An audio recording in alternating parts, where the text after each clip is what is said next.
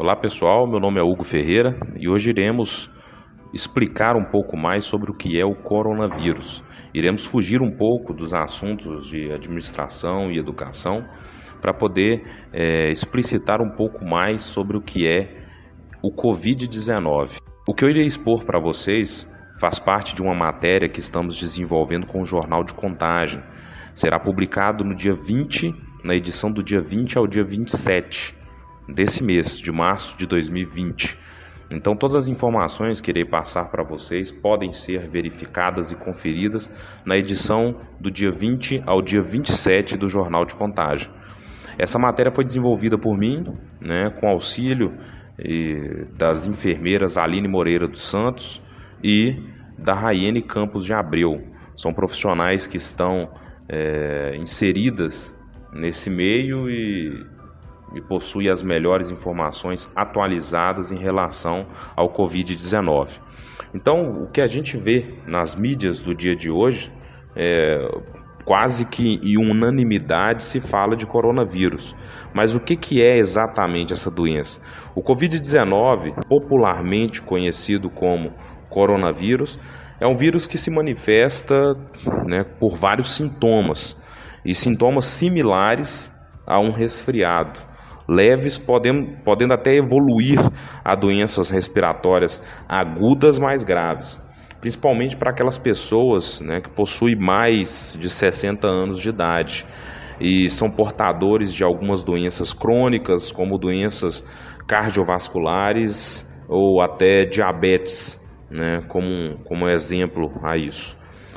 No dia 11 de março de 2020, a Organização Mundial da Saúde classificou a doença coronavírus, conhecida também como Covid-19, como uma pandemia.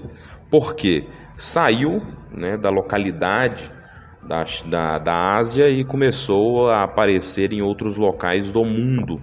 E isso tem se proliferado de uma forma exponencial, podendo ser caracterizado então como uma pandemia pela Organização Mundial da Saúde. O vírus ele já está circulando em todos os continentes. Segundo a plataforma integrada de vigilância em saúde do Ministério da Saúde, o IVIS, no último fim de semana, do dia 15, que a gente acaba de passar, dia 15 de março de 2020, já havia 1.913 casos suspeitos e 200 casos confirmados no Brasil e 1.486 casos descartados e nenhum óbito pela doença. Isso tratando do Brasil. Para vocês terem ciência e quiserem até acompanhar também, vocês podem entrar no site experience.arcgis.com. Esse site daí foi desenvolvido pela Organização Mundial da Saúde e o título dele é Novel Coronavirus Covid-19 Situation, a situação do coronavírus no mundo. E nesse site você consegue verificar também justamente os países e a quantidade de casos que tem nos respectivos países que você estiver tomando como referência. O país que está liderando esses casos é justamente a Itália, com 24.747 casos no dia 16/3/2020. Seguido pelo Irã, com 14.991 casos, e por assim vai. O Brasil, nessa atual data, ainda possui um total de 200 casos. E esses casos, eles se acumularam em março de 2020, saltando de 0 até 200 casos. Dando seguimento justamente a essa matéria que será publicada, vocês têm que observar também que em Minas Gerais são 106 suspeitas e 2 casos confirmados. 85 casos já foram descartados, mas 106 casos já são uma situação, do ponto de vista de alguns estudiosos, como sendo alarmantes. E a gente tem que tomar o devido cuidado quanto a isso. E esses números só vêm crescendo, a gente vem acompanhando todos os dias aí e vem observando e compreendendo que esses números só vêm sendo multiplicados, né, acrescidos, só vem crescendo. O coronavírus, ele penetra, para vocês entenderem, pelas mucosas da boca, do nariz e dos olhos, e atua principalmente nas vias respiratórias. Ele é transmitido através das gotículas de salivas, ao tossir, espirrar e até mesmo no ato de respirar. Então, tem muita gente alarmando aí, falando que não se deve fazer contato, né, através das mãos, tem que estar lavando as mãos de forma constante, tem que evitar de estar beijando as pessoas. Uma gotícula pode conter milhões de vírus capazes de contaminar pessoas próximas e até objetos. Pessoas infectadas, mesmo sem sintomas, também podem transmiti-lo. Por isso, é necessário de manter a distância de 1,5 metro, tá, de uma pessoa para a outra. Já vi outras pessoas falando de 1 metro, mas o aconselhado até pela Organização Mundial da Saúde é 1,5 metro de uma pessoa para a outra. O período de incubação do vírus é de até 14 dias, sendo o período de transmissibilidade de 7 dias. Tá? Então, portanto, medidas de controle para a prevenção da doença é de grande importância, principalmente nessa quantidade de dias. Então, no transcorrer de 14 dias, né, é bom que a pessoa fique isolada, caso ela vier de uma viagem onde que tenha casos confirmados de coronavírus, ou caso essa pessoa esteja ou tenha algum sintoma, perceba algum sintoma, é bom que ela esteja pelo menos durante 15 dias, né, o aconselhável, afastada das outras pessoas, em modo de quarentena, para poder evitar possíveis novas contaminações. O coronavírus primeiro infecta a garganta, podendo apresentar dor de garganta com duração de 3/4 de dias.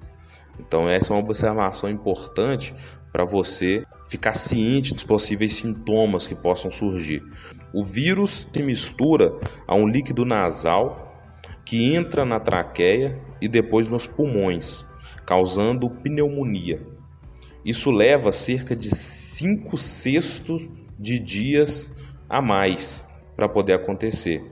Com pneumonia vem febre alta e dificuldade em respirar. Outros sintomas importantes para a gente observar também. A congestão nasal, ela não é do tipo normal. Você sente como se estivesse se afogando. Então, se destaca esse sintoma daí, a gente consegue perceber com maior facilidade.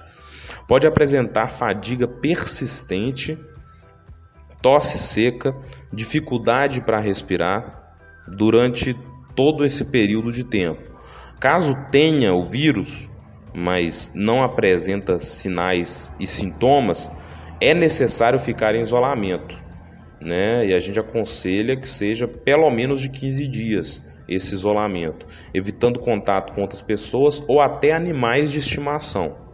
Caso você tenha voltado de viagem de um local com casos suspeitos ou casos comprovados de coronavírus, o Covid-19, deve ficar atento à presença de sintomas da doença, principalmente nesses 14 dias iniciais, e caso apresente sintomas, procure uma unidade de saúde e informe o seu histórico de viagem. A gente alerta para que você possa buscar o serviço de saúde somente com as existências dos sintomas. A gente tem que evitar o máximo possível de estar superlotando de forma desnecessária esses locais, porque a gente pode estar pegando a vaga ou cerceando alguém que esteja realmente necessitando de atenções médicas somente por conta de breves suspeitas, né? Ou de estar receoso ou com medo de estar com possível vírus coronavírus. Então alertamos para que você busque esse serviço de saúde somente quando houver a existência desses sintomas. Então evite ao máximo locais com risco de contaminação, comunidades de saúde e aglomerações. Reforce os hábitos de higiene, como lavar as mãos com água e sabão. regularmente até a altura dos punhos. Use álcool em gel 60% a 70%. Mantenha cerca de 1,5 metros de distância de uma pessoa para outra, né? Ou de qualquer pessoa tossindo ou espirrando. Evite tocar o seu próprio rosto, olho, nariz ou boca, né? Para evitar uma possível contaminação. Higienize com frequência o celular, chaves e todos os objetos de uso pessoal. Não espalhe os seus objetos na sua mesa, né, ou em mesas ou locais abancadas no seu local de trabalho. Evite abraços, beijos, apertos de mãos. Cubra a boca e nariz ao tossir e espirrar com um lenço descartável. Na falta de um lenço, use o antebraço e não as mãos, porque isso pode ajudar na proliferação também de possíveis bactérias ou vírus. Se estiver doente, evite contato físico com outras pessoas e fique em casa até melhorar. Para maiores de 60 anos e portadores de doenças crônicas, é necessário evitar, neste momento de pandemia, ir a shows, cinemas, estádios, teatros, shoppings e igrejas. Isso já é uma indicação que a gente já vem tratando de forma global. Vários prefeitos, governadores e outros representantes da parte política já vêm nos alertando quanto a isso também. Para os demais, cabe uma regrinha de manter certa distância de outras pessoas. Isso é extremamente importante, principalmente nesse momento que estamos passando. Caso apresente os sintomas, você pode buscar esse serviço de saúde mais próximo utilizando a máscara cirúrgica, tá? Não se esqueça disso. Os médicos tratam os sinais e sintomas nesse primeiro momento, antes mesmo de fazer os exames, através do regime de quarentena, né? Ele isola você e até chegar justamente ao resultado dos exames, você vai ser submetido a algumas fontes de tratamento. Ainda não há tratamento específico para a doença, então os médicos irão tratar os sintomas, né, e conter os sintomas que irão ser apresentados pelo Covid-19. Como não existe vacina própria para a prevenção do Covid-19, é necessário a gente manter a caderneta vacinal em dia, pois auxilia a gente na exclusão de outras possíveis doenças e também auxilia os nossos médicos na parte do diagnosticar o Covid-19. Então, aí fica como dica essas explicações para a gente poder estar evitando o máximo possível de estar contraindo esse infeliz vírus que vem nos atrapalhando no dia de hoje.